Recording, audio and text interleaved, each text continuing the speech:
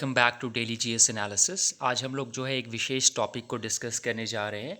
जैसा कि आपको पता होगा, खबरों में अभी राहुल गांधी जी के ऊपर जो 2 साल की सज़ा जो है दी गई है इनको, वो केस बहुत ज़्यादा ट्रेंडिंग में रहा है। तो आइए जान लेते हैं क्या है ये केस और किस कानून के तहत उनको 2 साल की सज़ा जो है दी गई है। सबसे पहले मैं बताना चाहूँगा, एक ओवरव्यू कर लेते हैं कि राहुल गांधी जी ने एक बयान दिया था कर्नाटक में, जिसमें उन्होंने कहा था कि जितने भी चोर हैं उन सभी के नाम मोदी क्यों हैं, जैसे कि ललित मोदी, नीरव मोदी, नरेंद्र मोदी, और भी ढूंढेंगे तो बहुत से मोदी नाम के चोर मिल जाएंगे।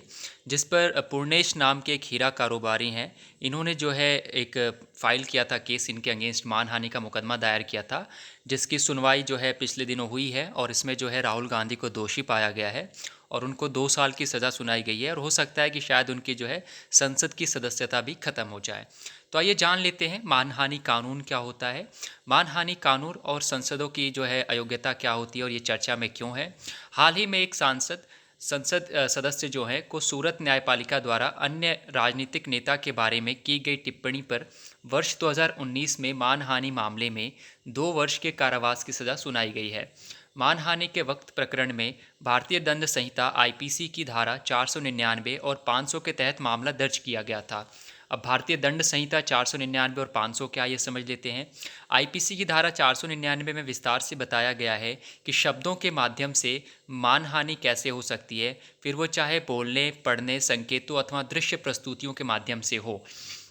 यह या तो व्यक्ति की प्रतिष्ठा को नुकसान पहुंचाने के लिए उस व्यक्ति के बारे में प्रचारित किया गया या बोला जाता है, या ऐसा इरादतन किया जाता है कि उक्त आरोप उसकी प्रतिष्ठा को नुकसान पहुंचाएगा। आपराधिक मानहानि का दोषी पाए जाने पर धारा 500 के तहत जुर्माने के साथ या बिना जुर्माने के 2 वर्ष तक के कारावास का प्रावधान है। अब आइए जान लेते हैं डिफेमेशन होता क्या है या मानहानि होती क्या है। मानहानि किसी व्यक्ति के बारे में झूठे बयानों को प्रचारित करने का कार्य है जो कि उस व्यक्ति की प्रतिष्ठा को आघात पहुंचाता है, जबकि आमजन में इसे साधारण नज़रिए से देखा जाता है। जानबूझकर किसी की प्रतिष्ठा को नुकसान पहुंचाने के इरादे से प्रचारित या बोला गया कोई भी झूठ और गैर कानूनी बयान मानहानि की दृष्टि से देखा जाता है। मानहानि के इतिहास का पता रोमन कानून और जर्मन कानून में लगाया जा सकता है। रोमन कानून में अपमानजनक टिप्पणी पर मौत की सज़ा का प्रावधान था। आइए जान लेते हैं कि भारत में मानहानि कानून कैसे चलता है। संविधान का अनुच्छेद 19 नागरिकों को अभिव्यक्ति की स्वतंत्रता प्रदान करता है। हालांकि अनुच्छेद 19(2) ने इस स्वतंत्रता संबंधी कुछ सीमाएं भी निर्धारित की हैं, जैसे कि न्यायालय की अवमानना, मानहानि और अपराध के लिए उकसाना। भारत में मानहानि सार्वजनिक रूप से गलत और दंडनीय अपराध दोनों हो सकता है। इस बात पर निर्भर करता है कि इससे किस उद्देश्य को हासिल करने का प्रयास किया जा रहा है। सार्वजनिक रूप से की गई गलती वह गलती है जिसका निवारण मौद्रिक मुआवजे के साथ किया जा सकता है, जबकि दंडनीय अपराध के मामले में आपराधिक कानून किसी गलत काम करने वाले को दंडित कर अन्य को ऐसा कार्य नहीं करने का संदेश देता है। दंडनीय अपराध में मानहानि को संदेह से परे होना चाहिए, लेकिन एक सिविल मानहानि के मुकदमे में संभावनाओं के आधार पर हर्जाने का प्रावधान किया जा सकता है। अब आइए देख लेते हैं कि अभिव्यक्ति की स्वतंत्रता बनाम मानहानि कानून। इस बात पर प्रायः तर्क होता रहता है कि मानहानि कानून संविधान के अनुच्छेद 19 के तहत गारंटीकृत मौलिक अधिकारों का उल्लंघन है। सर्वोच्च न्यायालय ने फैसला किया कि मानहानि के आपराधिक प्रावधान संवैधानिक रूप से मान्य हैं और यह स्वतंत्र भाषण के अधिकार का उल्लंघन नहीं है। सर्वोच्च न्यायालय ने यह भी फैसला सुनाया कि मानहानि को सार्वजनिक रूप से गलत मानना वैध है और यह भी कि आधिकारिक मानहानि अनुचित रूप से मुक्त भाषण को प्रतिबंधित नहीं करती है, क्योंकि अच्छी प्रतिष्ठा बनाए रखना एक मौलिक और मानव अधिकार दोनों है। न्यायालय ने अन्य देशों के निर्णय पर भरोसा करते हुए अनुच्छेद 21 के तहत जीवन के अधिकार के हिस्से के रूप में प्रतिष्ठा के अधिकार की पुष्टि की है।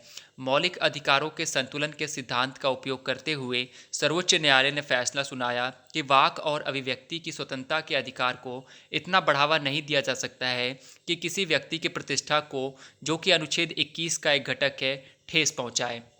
अब आइए जान लेते हैं मानहानि से संबंधित पूर्व में निर्णय कौन कौन से दिए गए थे। तो सबसे पहला निर्णय है महेंद्र राम बनाम हरनंदन प्रसाद 1958 का केस है।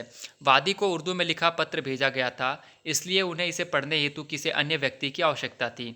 इस संदर्भ में यह माना गया कि चूंकि प्रतिवादी जानता था कि वादी उर्दू नहीं जानता है और उसे सहायता की आवश्यकता होगी, इसलिए प्रतिवादी का कार्य मानहानि के समान है। राम जेठमलानी बनाम सुब्रमण्यम स्वामी 2006।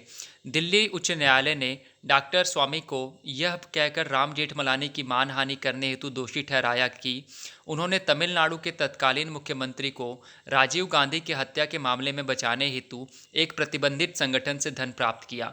अगला है श्रेया सिंघल बनाम भारत संघ 2015। यह इंटरनेट मानहानि के संबंध में एक ऐतिहासिक निर्णय है। इसमें सूचना प्रौद्योगिकी अधिनियम 2000 की असंवैधानिक धारा 66A को शामिल किया गया है, जो संचार सेवाओं के माध्यम से आपत्तिजनक संदेश भेजने हेतु दंडित करती है। आप ये जान लेते हैं कि विधायक सांसद के दोषी होने की स्थिति में क्या होता है। इसमें तो दोष सिद्ध एवं सांसद को अयोग्य घोषित कर सकती है। अगर कोई दोष सिद्ध हो जाता है किसी के खिलाफ तो उसको अयोग्य माना जाएगा। यदि जिस अपराध हेतु उसे दोषी ठहराया गया है वह जनप्रतिनिधित्व यानी रिप्रेजेंटेशन ऑफ पीपल एक्ट अधिनियम 1951 की धारा 8(1) में सूचीबद्ध है। धारा 153A नस्ल, धर्म, जन्म स्थान, निवास, भाषा आदि के आधार पर विभिन्न समूहों के बीच शत्रुता को बढ़ावा देने और उद्भाव सद्भाव के प्रतिकूल कार्य करना, या धारा 171E रिश्वतखोरी, या धारा 171F किसी चुनाव में अनुचित प्रभाव या प्रतिरूपण का अपराध तथा कुछ अन्य इस खंड में शामिल हैं। आरपीए की धारा 8(3 रिप्रेजेंटेशन ऑफ पीपल एक्ट की धारा 8(3 में कहा गया है कि यदि किसी सांसद को दोषी ठहराया जाता है तो कम से कम 2 वर्ष की कैद की सज़ा सुनाई जाती है तो उसे अयोग्य ठहराया जा सकता है। यानी किसी को अगर 2 वर्ष या 2 वर्ष से अधिक की सज़ा होती है तो उसे अयोग्य ठहराया जाएगा। हालांकि इस धारा में यह भी कहा गया है कि अयोग्यता दोष सिद्धि की तारीख से 3 महीने बीत जाने के बाद ही प्रभावी होती है।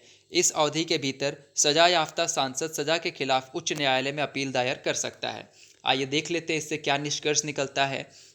मानहानि के जानबूझकर किए गए कृत्यों को कारावास की सजा से भी दंडित किया जाता है, जो कि दुर्भावनापूर्ण इरादे से किसी व्यक्ति को बदनाम करने पर रोक लगाता है। मानहानि कानून भी संवैधानिक है तथा भाषण एवं अभिव्यक्ति की स्वतंत्रता के अधिकार पर एक उचित प्रतिबंध है। हालांकि यदि किए गए कार्य का प्रदत्त अपवादों के भीतर आते हैं तो यह कोई मानहानि नहीं है।